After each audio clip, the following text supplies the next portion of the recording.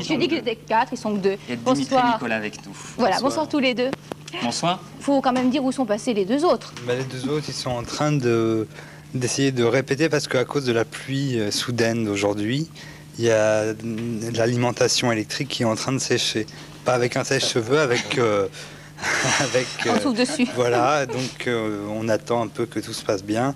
Oui. Et c'est pour ça qu'on n'a pas pu répéter donc avant, et le son et tout ça, donc ils sont en train de le faire, je crois. Bon, très bien. J'espère. Mais il faut dire qu'il ne pleut plus. Donc le concert ce soir... Le concert a lieu de toute façon. À 21h30. C'était une question d'alimentation là. Voilà. Et vous, ça va, vous êtes en forme pour 1h30 de spectacle. Oui, alors Indochine, on vous a vu un petit peu partout dans les gares SNCF, vous avez donné un concert, parlez-nous de ça un petit peu. Ouais, ce qui s'est passé, on a eu l'idée de faire un concert après la série de concerts qu'on a donné à Paris au Zénith, un concert un peu exceptionnel dans un lieu exceptionnel, et on a pensé à une gare.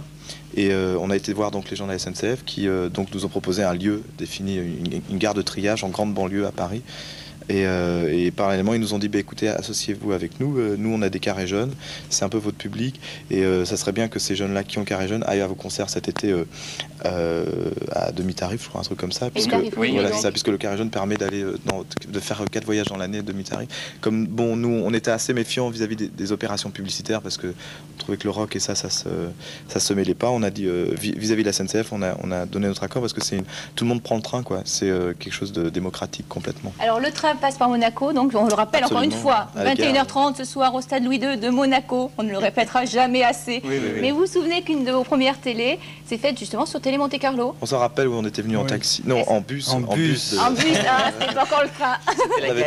On était venu en avion de Paris et à Nice, il n'y avait pas de voiture encore parce qu'on ne nous attendait pas encore de pied ferme.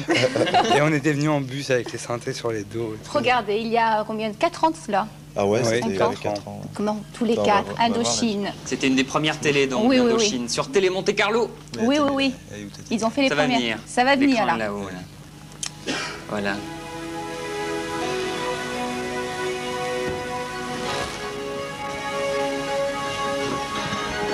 Non, ça c'est pas Télé Monte Carlo.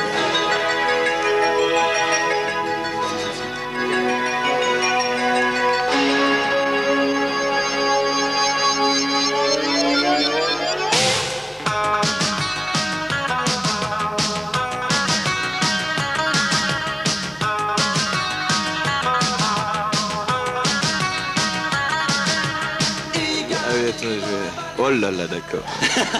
Coupez tout là.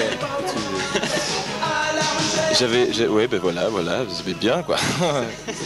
Ça fait bizarre. Ouais. Non mais c'est bien, c'était à l'époque il y avait la mèche. Ouais, non, ça rappelle, c'était bien. Enfin, c'est toujours bien là maintenant quoi, mais c'était. Non, ouais. Y a rien à dire. Tout va bien.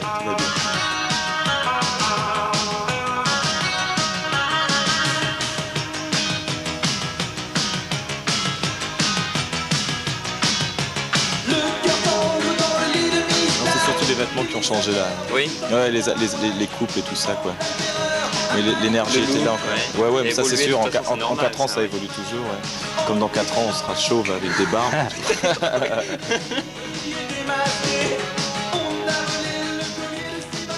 Voilà, c'était donc un des premiers clips vidéo qu'avait fait Indochine. Oui, une des premières télés. Ouais, voilà, une des premières télévisions faites par Télé Monte Carlo.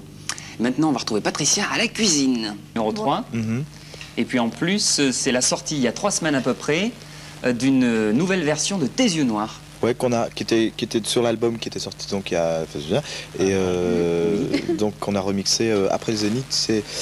On a mis 6 jours. On l'a même un peu repensé d'ailleurs. Ouais, il a ces nouvelles versions presque avec des nouvelles guitares. C'est le groupe avec Joe Glassman, c'est la personne avec qui on travaille, qui a mixé le live aussi, et je pense qu'on va travailler avec lui avec le prochain album. Et on va voir justement le clip de cette nouvelle version de Tes yeux noirs. Il faut quand même dire quelque chose sur les images de ces clips. Elles sont signées par un grand Serge, et puis voilà, et puis qu'est-ce qu'on peut dire que...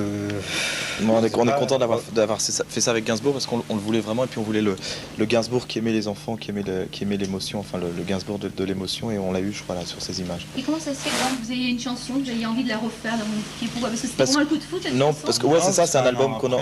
Il faut toujours un peu refaire les choses, on va pas non plus faire un album et puis sortir les produits les uns après les autres en se disant bon c'est que du commerce maintenant.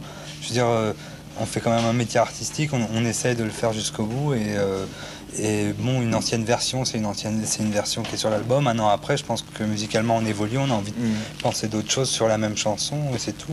C'est simplement un problème artistique. Je veux dire que la maison de disques, ils auraient préféré qu'on le sorte comme ça.